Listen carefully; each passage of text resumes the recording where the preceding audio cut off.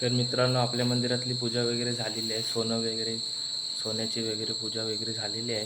तर आता सोनं आता देवांवरती आपण घालतोय, चरणावरती आपण घालतोय. तर बघूयात आपण.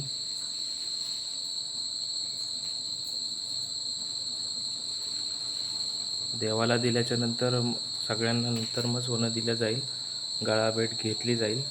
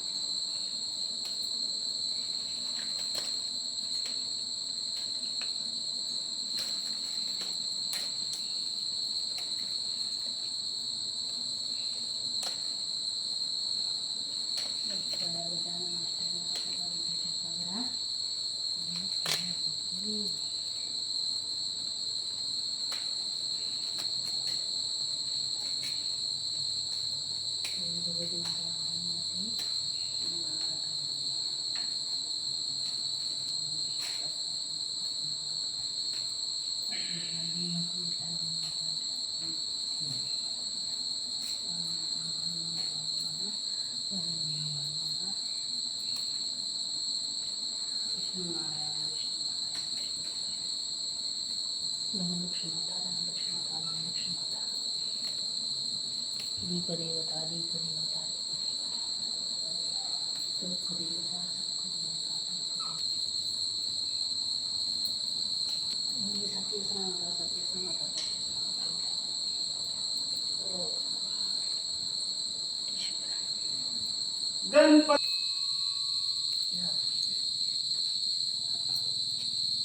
तुळशी माता तुळशी माता तुळशी माता तुळशी माता.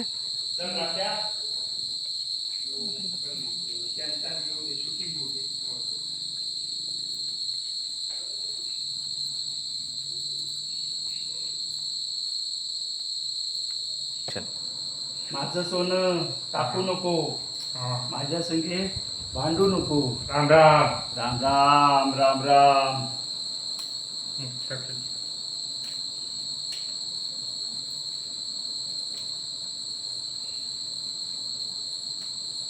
सोनं घे, सोन्यासारखा हो. हो, दंड आयुष्य लाभो. माझ्याकडचं सोनं घे. सोन्यासारखे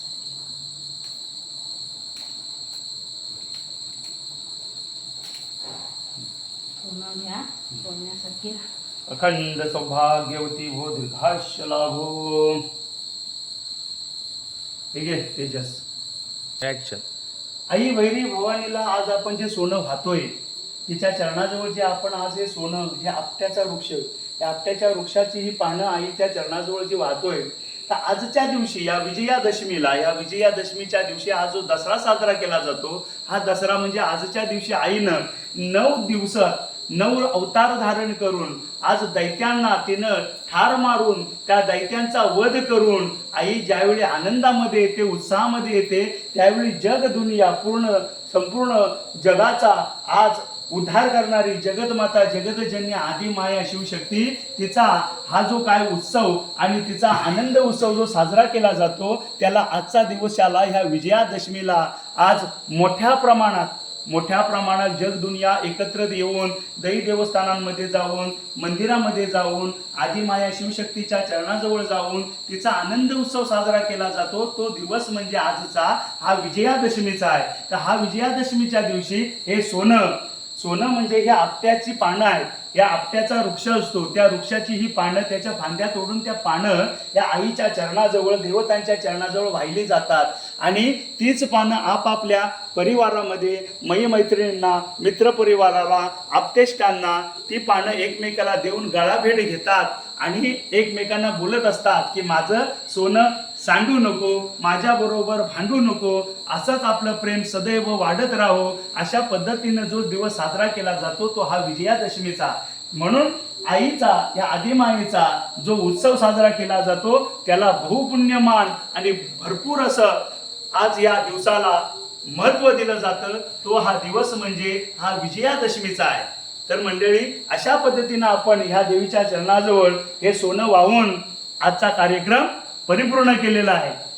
तर आम्हा लेकरांचा आईच्या चरणाजवळ नतमस्तक होऊन आम्ही तिच्या चरणाजवळ आशीर्वाद मागतोय. आमचा संभाळ करणारी आदिमाया शिवशक्ती तू आमच्या पाठीशी उभी राहा आणि आम्हा सर्व लेकरांचं तू रक्षण कर.